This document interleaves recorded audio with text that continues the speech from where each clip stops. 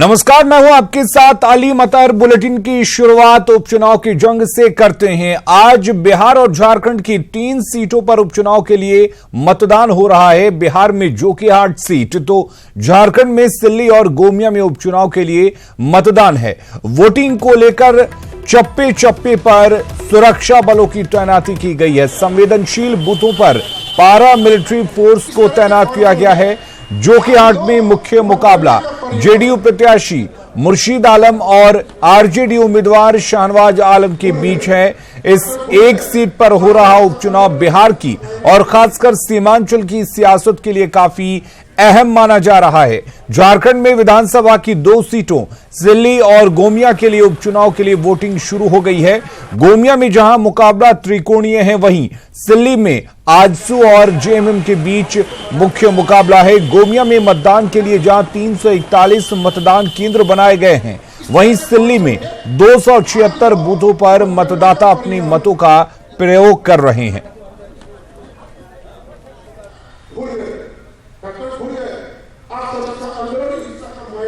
तो अब से थोड़ी देर बाद मतदान शुरू होंगे। आपको बता दें, बिहार में जोकीहाट सीट पर चुनाव हो रहे हैं और यह सीट सरफराज आलम के सांसद बनने के बाद से खाली हुई थी और उसके बाद यहां पर अब उपचुनाव हो रहे हैं। यह सीट काफी अहम मानी जा रही है। अगर बिहार की राजनीति की बात करें तो जेडीयू एनडीए गठबंधन की तरफ से चुनाव लड़ रहा है और बड़ी खबर इस वक्त बता दें, 7 बज चुके हैं और जो उपचुनाव यानी कि चुनाव मतदान की जो प्रक्रिया है वो शुरू हो चुकी है। मतदान को लेकर जबरदस्त उत्साह देखने को मिल रहा है।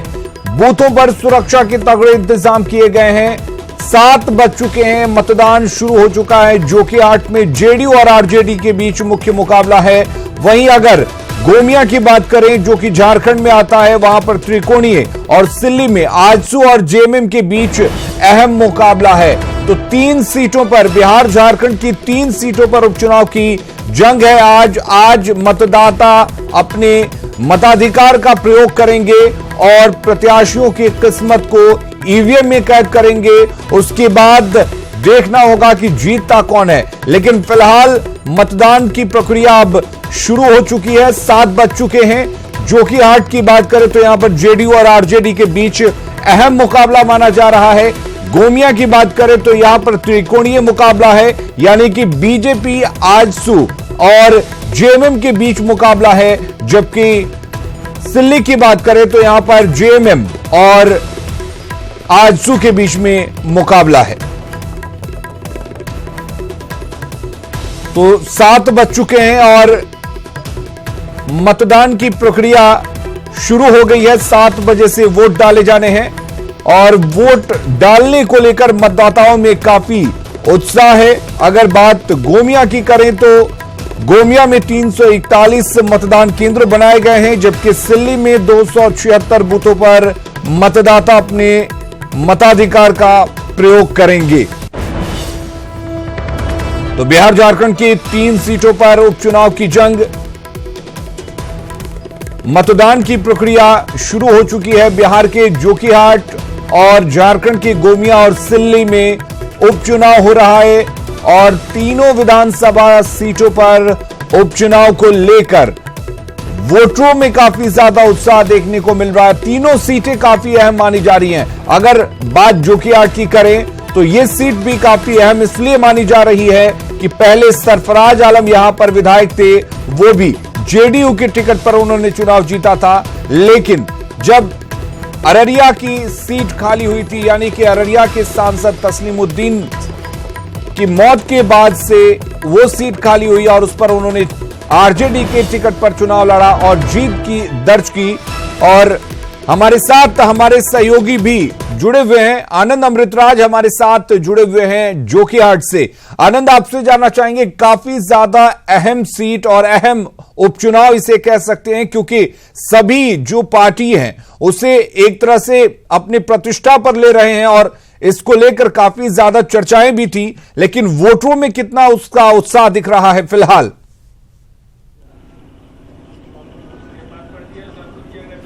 देखिए अली, निश्चित तौर पे जोकीहाट उपचुनाव सिर्फ एक उपचुनाव भर नहीं है, बहुत कुछ संकेत निकलेंगे बिहार के सियासत में इस उपचुनाव के परिणाम से, हम ये बताएंगे। लेकिन सबसे पहले आपको दिखाने की कोशिश कर रहे हैं, हम इस समय जोकीहाट में बूथ नंबर 92 पे हैं। यहाँ पे 2 बूथ है, बूथ नंबर 92 और 91, और इस 2 बूथ पे मतगणना का कार्य माफ कीजिएगा, वोटिंग का कार्य शुरू हो गया है और वोट देकर लोग निकलने भी लगे हैं।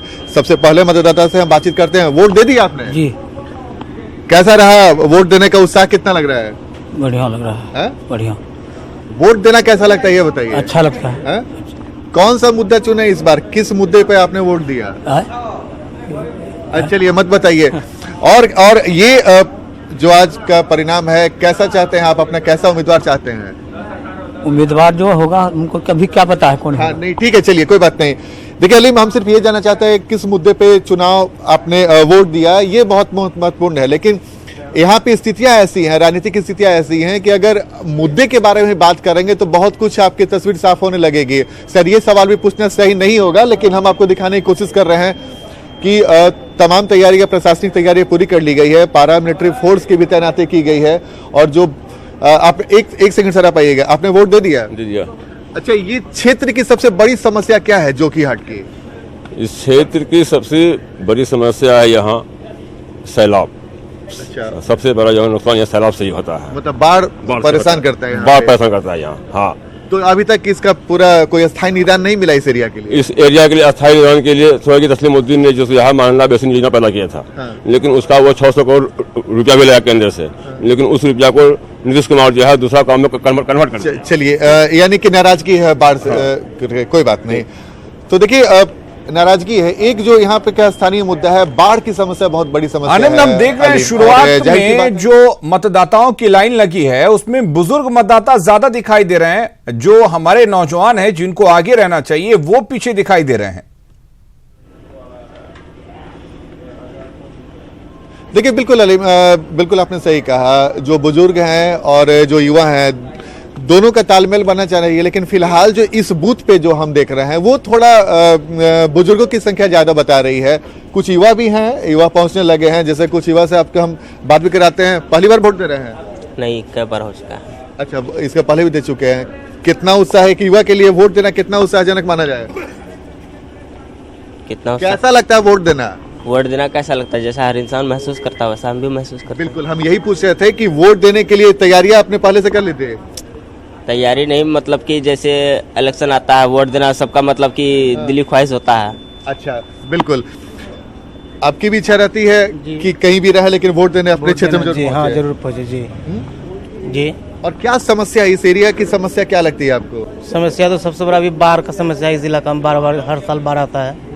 इसका कोई निदान अब तक नहीं हुआ पाया। और कोई कोई मदद नहीं करता, कोई मदद नहीं करता। तो देखिए अलीम, जैसा कि मैंने आपको बताया कि बाढ़ की समस्या और धीरे धीरे लोगों की संख्या भी बढ़ती जा रही है। हम आपको दिखाने की कोशिश कर रहे हैं, महिलाओं की संख्या भी बढ़ती जा रही है, लोगों की संख्या भी बढ़ती जा रही है। जैसा कि बिल्कुल आपने सही कहा कि अगर बूथ पर आप नजर डालिएगा तो बुजुर्गों की संख्या बहुत ज्यादा है। तो बुजुर्गों, महिलाओं से या कुछ नौजवानों से अगर बात हो तो उनसे ये जानने की कोशिश करें कि वो क्या कुछ सोचकर वोट देते हैं। सबसे पहले उनके दिमाग में क्या आता है जब वो किसी उम्मीदवार को चुनते हैं या उसके लिए वोट देते हैं? क्या देखते हैं वो अपने उम्मीदवार में?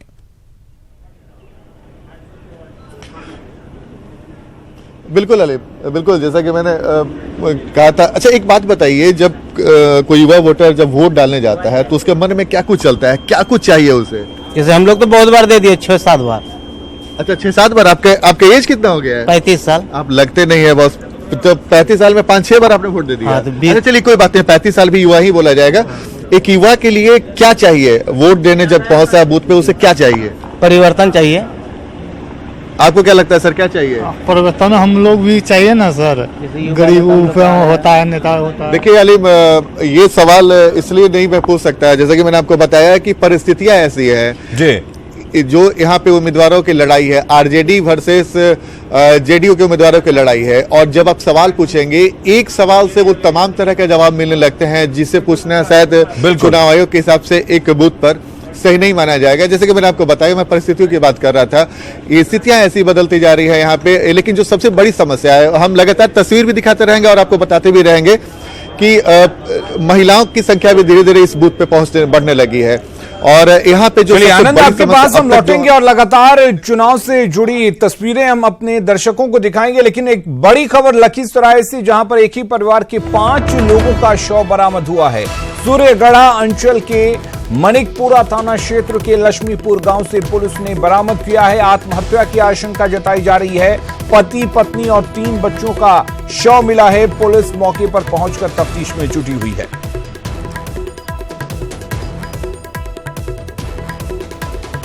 लखीसराय से इस वक्त एक बड़ी और दुखद खबर आपको बता दें, 5 लोगों का शव मिला है। एक ही परिवार के ये 5 लोग हैं, पति पत्नी और 3 बच्चों का शव मिला है। शुरुआती जो जांच है या आशंका ऐसी जताई जा रही है कि इन्होंने आत्महत्या की है। हालांकि फिलहाल पुलिस मौके पर पहुंची हुई है, तफ्तीश में जुटी हुई है, जानने की कोशिश कर रही है कि आखिर इनकी मौत कैसे हुई। लेकिन ये एक जांच का विषय है। लेकिन शुरुआती जांच के मुताबिक ये कहा जा रहा है कि शायद इस पूरे परिवार ने आत्महत्या की है। एक ही परिवार की 5 लोगों का शव मिला है, पति पत्नी और 3 बच्चे शामिल हैं। और राकेश हमारे साथ जुड़े हुए हैं। राकेश, क्या कुछ कह रही है पुलिस, आखिर कैसे इनकी मौत हुई है? देखिए, आज सुबह पुलिस को यह सूचना मिली थी कि मानिकपुर थाना क्षेत्र के लक्ष्मीपुर गांव में पंकज कुमार एक किसान है जिनके एक ही परिवार के 3 बच्चे और पति पत्नी का शव घर में पड़ा है। इसी सूचना के आधार पे सूर्यगढ़ा इंस्पेक्टर नीरज कुमार वहां पे पहुंचे और मानिकपुर थाना वहां पे पहुंची है और मामले की छानबीन में जुटी है। अभी कहना जल्दीबाजी होगा कि आखिर हत्या का वजह क्या, हत्या है या आत्महत्या। जी अलीम, लोग क्या कह रहे हैं, आखिर कैसे पता चला कि इनकी मौत हुई है, कब की ये घटना है, आसपास के लोगों का क्या कुछ कहना है? देखिए, अल सुबह जैसे ही इनके घर में सन्नाटा पसरा था तो अगल बगल के लोग उनके घर गए और देखे कि उनका शव पड़ा है। उसके बाद ही लोगों ने स्थानीय पुलिस को सूचना दी। पुलिस मौके पे पहुंची है। हालांकि इस पूरे मामले पे एसपी लखीसराय से भी हमारी बात हुई। मामले की छानबीन करने की बात बता रहे हैं, उसके बाद ही कुछ आ पाएगा। जी अलीम, कोई आसपास के लोगों का, परिवार में कोई और लोग जिनका कुछ कहना हो कि आखिर क्यों आत्महत्या अगर इन्होंने की है तो की है, या किसी पर अगर हत्या हुई है तो किसी और पे शक जताया गया हो? देखिए, जिस तरह से अभी आम लोगों में जो चर्चा है कि आत्महत्या भी हो सकता है, ये कोई बड़ी बात नहीं है। लेकिन जब तक पूरा मामला सामने नहीं आ जाता, पुलिस जांच के बाद ही स्पष्ट कर पाएगी कि यह घटना हत्या है या आत्महत्या। चलिए राकेश, बहुत बहुत शुक्रिया आपका तमाम जानकारी देने के लिए। आप नजर बनाए रखिए इस बड़ी खबर पर, हम लगातार आपसे जानकारी लेते रहेंगे। तो लखीसराय में 5 लोगों का शव मिला है। एक ही परिवार के ये 5 लोग बताए जा रहे हैं, जिनमें पति पत्नी और 3 बच्चे हैं। हालांकि पुलिस क्या कुछ कह रही है, ये देखने वाली बात होगी कि इनकी मौत कैसे हुई है। और रुक करेंगे एक और बड़ी खबर की। मोतिहारी से बड़ी खबर है, जहां पर स्वर्ण व्यवसायी से 3 लाख रुपए के जेवरात की लूट हुई है। बाइक और मोबाइल भी लूटा गया है। दुकान बंद कर व्यवसायी घर जा रहा था। डुमरिया घाट के रामपुर खजुरिया के पास ये लूट हुई है। बेतिया वैशाली पथ स्टेट हाईवे 74 पर इस घटना को अंजाम दिया गया। रामपुरवा गांव के निवासी हैं व्यवसायी उमेश शाह।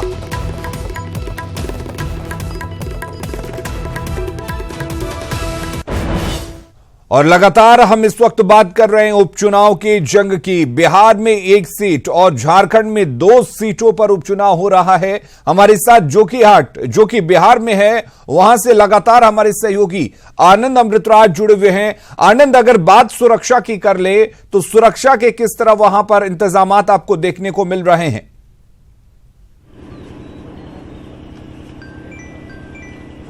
देखिए अलीम, जहाँ तक सुरक्षा की बात कर रहे हैं, हम आपको बताने की कोशिश कर रहे हैं कि जो पारामिलिट्री फोर्स के जवान हैं वो यहाँ पे तैनात किए गए हैं और काफ़ी कड़ी सुरक्षा व्यवस्था की गई है।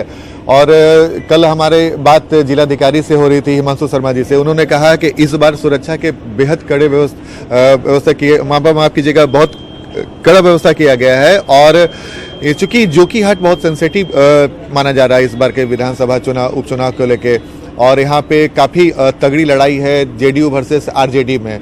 और बाकी कुछ तैयारी है, प्रशासनिक तैयारी है। हमारे साथ हमारे सहयोगी सतीश भी जुड़े हुए हैं। सतीश, और इस बार जोकीहाट में जो तैयारियां हैं, प्रशासनिक तैयारी, क्या कुछ प्रशासनिक तैयारियां हैं इस बार खास? जी मैं बतला दूं कि पिछले जो लोकसभा उपचुनाव हुए थे, पूरे लोकसभा क्षेत्र में 28 कंपनियां थी सुरक्षा की, लेकिन सिर्फ एक विधानसभा उपचुनाव है, इसमें 21 कंपनियां हैं। और ये जोकीहाट विधानसभा में 21 कंपनियां तैनात की गई? जी जी बिल्कुल। वजह आपको क्या लगता है? काफी संवेदनशील चूंकि इलाका रहा है और कई घटनाएं जो है पिछले विधानसभा चुनाव में भी हुई थी, यहाँ पर फायरिंग वगैरह की घटना हुई थी, संभवतः इसको लेकर कड़ी सुरक्षा व्यवस्था की गई है। इसके अलावा और कुछ क्या तैयारियां की गई हैं यहाँ से ईवीएम मशीन को लेके जाने में, ये सब को क्या कुछ तैयारी की गई है? ईवीएम मशीन के साथ में जो है काफी जो प्रशासनिक स्तर पर जो तैयारी की गई है, कड़ी सुरक्षा व्यवस्था के बीच भेजी गई थी। सुरक्षा व्यवस्था की गई। देखिए जैसे कि मैंने बताया, हमारा स्थानीय संवाददाता है सतीश जिन्होंने बताया कि लोकसभा चुनाव में 28 कंपनियां तैनात की गई थी, मात्र 21 कंपनियां सिर्फ जोकीहाट विधानसभा उपचुनाव के लिए तैनात की गई। तो आप अंदाजा लगा सकते हैं, समझ सकते हैं। एक सवाल सतीश से हम ये पूछना चाहेंगे कि क्या लगता है इस बार जोकीहाट की जो जंग है वो क्यों इतनी अहम हो गई है, क्यों दोनों पार्टियों के लिए प्रतिष्ठा का सवाल बन गई है? अगर स्थानीय स्तर पर देखें तो ऐसा क्यों है?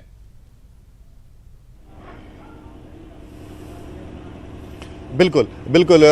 सतीश से एक सवाल हमारे सहयोगी अलीम आपसे पूछ रहे हैं कि जोकीहाट का इस बार का चुनाव क्यों महत्वपूर्ण हो गया? स्थानीय समीकरण ऐसा क्या दिख रहा है आपको कि जो बहुत महत्वपूर्ण बना रहा है इस चुनाव को? जी देखिए, सामने लोकसभा चुनाव है। हाँ। और इस स्थिति में जो सीमांचल के जो मुसलमान हैं, अल्पसंख्यक वोट हैं, वो एक दशा दिशा तय करेगी कि लोकसभा चुनाव में अल्पसंख्यक किनके साथ हैं। एक तरफ नीतीश कुमार की छवि रही है, दूसरी तरफ लालू यादव का उनका साथ रहा है। तो ये देखना होगा कि वो लालू प्रसाद यादव के साथ जाते हैं या नीतीश कुमार। तेजस्वी जिस प्रकार से भाषण उन्होंने 2 सभाएं अररिया में की, ये चलिए आपके पास हम लौटेंगे। आनंद, हमारे साथ सिल्ली से मनोज जुड़े हुए हैं जहां पर उपचुनाव हो रहा है। मनोज, आपसे जानेंगे क्या कुछ तैयारियां वहां पर दिख रही हैं, कितना उत्साह वोटरों में दिखाई दे रहा है आपको?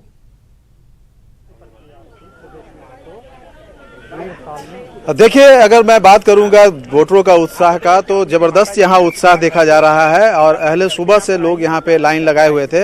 मेरे साथ आप देख सकते हैं 2 वोटर खड़े हैं। दोनों वोटरों की स्थिति को आप देख के अंदाजा लगा सकते हैं कि उत्साह कितना है। एक बूढ़ी माँ है यहाँ पे जिनकी उम्र लगभग 80 वर्ष होगी। कितनी उम्र है आपकी? आपकी उम्र कितनी है? कितना बच्चर है लोग, कितना बच्चर वही कैसे जाना, काफी उम्र है, ये बता भी नहीं सकती है। आप वोट दी है? वोट दिए हैं यहाँ वोट दी हैं। ये देखिए ये इनका है, यहाँ पे वोट देकर ये निकली हैं। और मैं आपको बता दूं कि न सिर्फ ये, बल्कि आप देख सकते हैं कि शारीरिक रूप से अक्षम होने के बावजूद अगर कहा जाए तो जो फिजिकल चैलेंज है व्यक्ति है ये, और यहाँ आए हैं वोट देने। आप वोट देने आए थे? वोट दिया आपने? कितने बजे यहाँ पे आए थे? इतनी लंबी लाइन लगी हुई है। 6:30 बजे। 6:30 बजे से लाइन लगे हुए थे। कहाँ वोट दिया? आपको निशान आप दिखाएं। देखिए अलीम, यहाँ पे आप देख सकते हैं कि इन्होंने वोट दिया है। तो ये जो वानगी है ये बताती है कि वोटरों का उत्साह किस हद तक है। एक यहाँ पे लंबी कतारें लगी हुई हैं। और हमारे साथ में मैं बता दूं आपको कि जो यहाँ के आसू प्रत्याशी हैं सुदेश महतो, उनके पिताजी हैं, उनकी माँ है साथ में, जो कि बतौर पहले वोटर यहाँ पे आए हैं। आप देख सकते हैं इनको जो चुनाव आयोग की तरफ से सर्टिफिकेट भी दिया गया है। श्याम सुंदर महतो जी हैं और यहाँ देवकी देवी हैं। आप चुनाव प्रचार में भी काफी लगे हुए थे और यहाँ अहले सुबह आए हैं। एक तरह से कहा जाए तो शगुन किया है बेटे के चुनाव के लिए। चलिए मनोज, आप हमारे साथ बने रहिए, हम लगातार आपसे जानकारी लेते रहेंगे और उपचुनाव से जुड़ी हर खबर आपको हम दिखाते रहेंगे। फिलहाल के लिए इस बुलेटिन में इतना ही, लेकिन बिहार की बाकी खबरों को देखने के लिए आप लॉग इन कर सकते हैं हमारी वेबसाइट news18bihar.com, और झारखंड की बाकी खबरों को जानने के लिए आप लॉग इन करें news18jharkhand.com पर।